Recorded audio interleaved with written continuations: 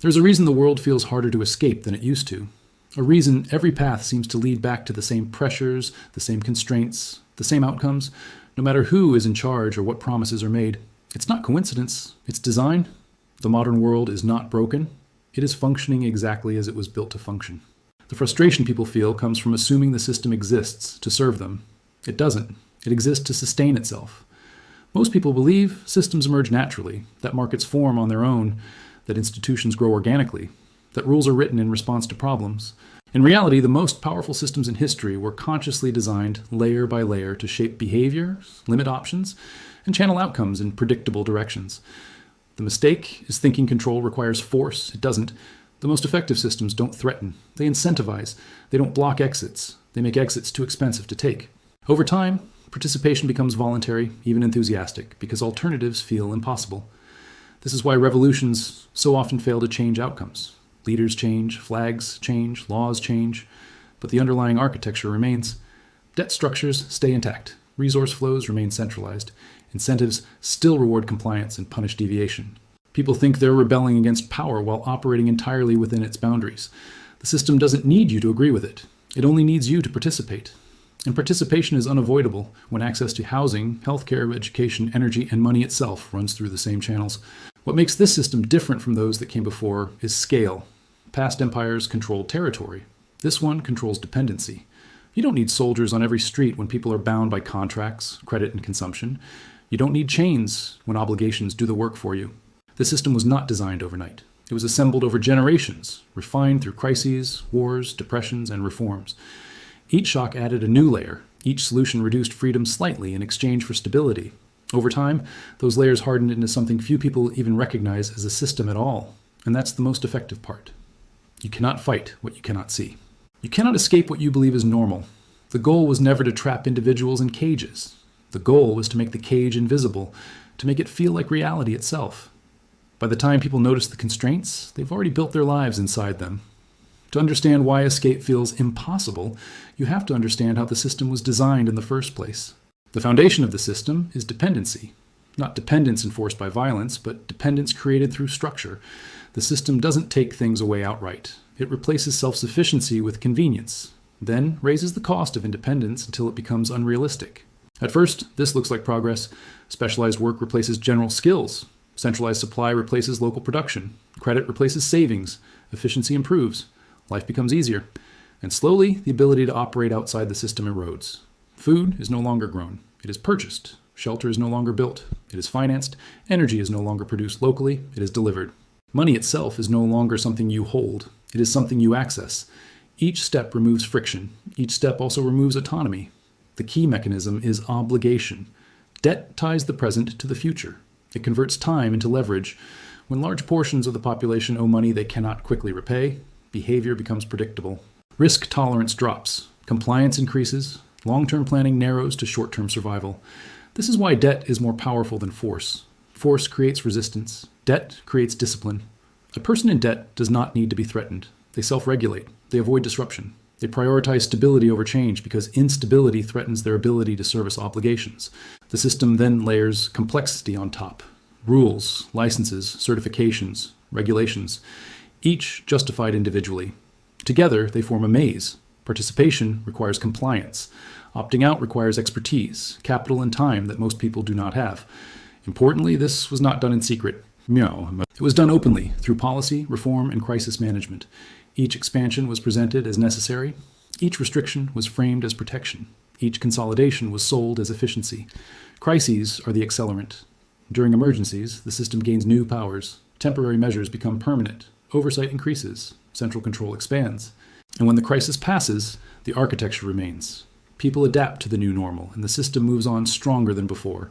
Over decades, this creates a population that is highly productive, highly specialized, and highly constrained. People are free to choose within narrow boundaries. They can pick careers, lifestyles, identities, but they cannot easily step outside the system that supplies all of it.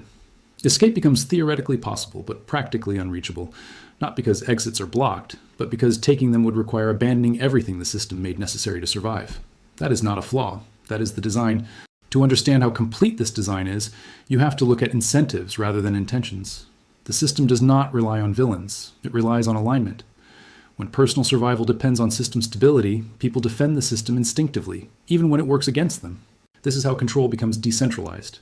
Employers enforce it through wages. Banks enforce it through credit. Governments enforce it through regulation. Media enforces it through normalization. No single actor needs to understand the whole structure. Each one only needs to protect their position within it. The most powerful constraint is time. When survival requires constant income, there is no surplus attention for resistance. People are too busy maintaining access. Rent is due. Bills arrive monthly. Credit scores must be protected. The future is mortgaged to the present, and the present demands compliance. Choice still exists, but only between options the system provides. You can switch jobs, but not escape employment. You can change lenders, but not avoid debt. You can vote, but only within boundaries the system can absorb. Structural change is filtered out long before it reaches decision-making power. This is why reforms rarely alter outcomes. They modify surfaces while preserving foundations. Tax codes shift. Programs expand or contract. Rhetoric changes. But the core mechanisms remain intact because too many institutions depend on them to function.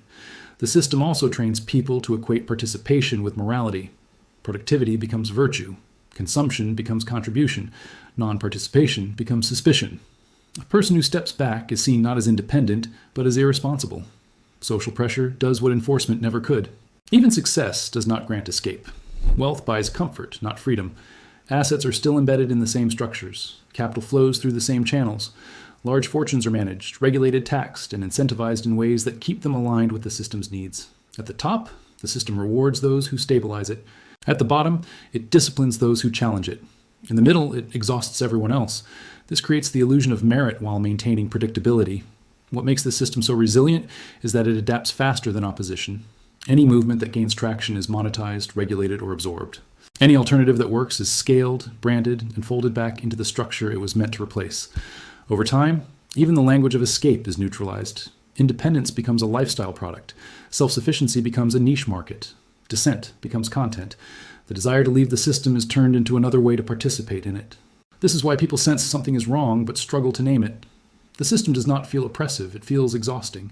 And exhaustion is not accidental. It is the byproduct of a structure that extracts continuous effort in exchange for continued access. By the time this becomes obvious, the question is no longer how the system controls people. It is why so few exits remain. What makes escape feel impossible is not that alternatives don't exist. It's that the system is designed to make alternatives unstable. Anything outside the structure lacks protection, scale, and time. It is fragile by default. Local production struggles against global supply chains. Independent work struggles against institutional employment. Cash struggles against digital finance. Community struggles against centralized systems that can undercut, regulate, or absorb it. The system doesn't need to ban alternatives. It simply outcompetes them until they disappear or become irrelevant. This is why attempts to step outside often fail quietly. People try minimalism, self-employment, decentralization, off-grid living, parallel economies. At first, it feels like freedom. Then reality intrudes. Costs rise, access shrinks, risks compound. Without scale or protection, one disruption can wipe everything out. Meanwhile, the system offers safety in exchange for surrender: insurance, subsidies, bailouts, guarantees. Each one reduces risk, but only within the system's rules. Over time, opting in feels responsible. Opting out feels reckless. The system doesn't need to convince you. It lets consequences do the work. The design also exploits fragmentation. People are isolated from one another. Work is individualized. Competition replaces cooperation. Without strong communal structures, escape becomes a solitary project. And solitary projects fail easily. Systems can be challenged by groups. Individuals are manageable. Technology deepens this effect. Digital platforms centralize access to work, communication, identity, and payment. Convenience increases. Dependency deepens. The more seamless the interface, the harder it is to imagine life without it. Control becomes frictionless. Crucially, the system does not aim for obedience. It aims for predictability. A predictable population is easier to manage than a loyal one. When behavior can be modeled, risk can be priced, dissent can be anticipated, and disruption can be neutralized before it spreads. This is why the system tolerates frustration. It even tolerates anger. What it does not tolerate is unpredictability. As long as people remain within known patterns, the structure holds. Breaking those patterns requires coordination, trust, and shared sacrifice. All three are systematically weakened. Over time, people internalize the limits. They stop asking what could exist outside the system and start arguing over their position within it. Upward mobility replaces freedom as the goal. Comfort replaces autonomy. Survival replaces meaning. At that point, the system no longer needs enforcement. People enforce it on themselves. They defend it because their lives are built on it. Escape is no longer resisted by force. It is resisted by fear. And fear is far more effective. This is the part people misunderstand. Saying the system was designed this way does not mean it was designed by a single group, in a single room, with a single plan.